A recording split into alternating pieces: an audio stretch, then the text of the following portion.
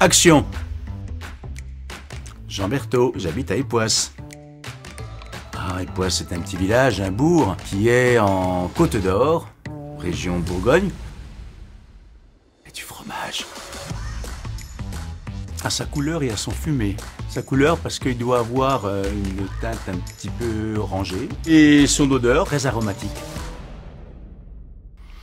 2 litres. Vous avez de ces questions? Ah si. Oh, c'est une chanson de la Renaissance. Quand je bois du vin clairé, ami te tourne. Il y a une appellation, au départ c'était une appellation d'origine contrôlée qui était exclusivement française, et maintenant c'est une appellation d'origine protégée qui concerne l'ensemble de l'Union européenne.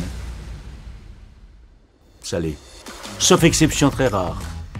Une pomme par exemple, j'adore. J'ai été très surpris il y a quelques années par un tiramisu à l'Époisse. Oh, ce serait un filet de porc.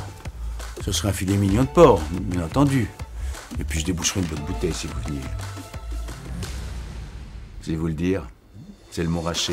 C'est un vin blanc fabuleux. Un vin blanc qui a de la générosité, qui a de l'ampleur. S'harmonise très bien avec l'Époisse. C'est un fromage tendre et généreux, c'est un fromage fidèle parce qu'il a besoin qu'on y retourne. Celui qui a mangé de l'Époisse, il y revient toujours. 3 producteurs laitiers et 1 producteur fermier.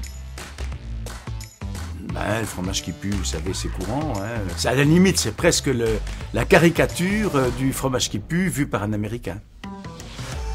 Début du XXe siècle, il y avait à peu près 250 à 300 fermes qui fabriquaient les poisses. Il n'en reste plus que 2 en 1950.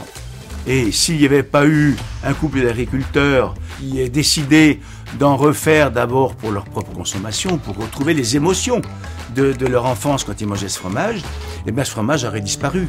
Et puis petit à petit, ils en ont fait de plus en plus, jusqu'au jour où ils sont consacrés à la fabrication et l'affinage du fromage. C'est comme ça que ce fromage a été sauvé. Et ce couple d'agriculteurs, c'était mes parents. Osez.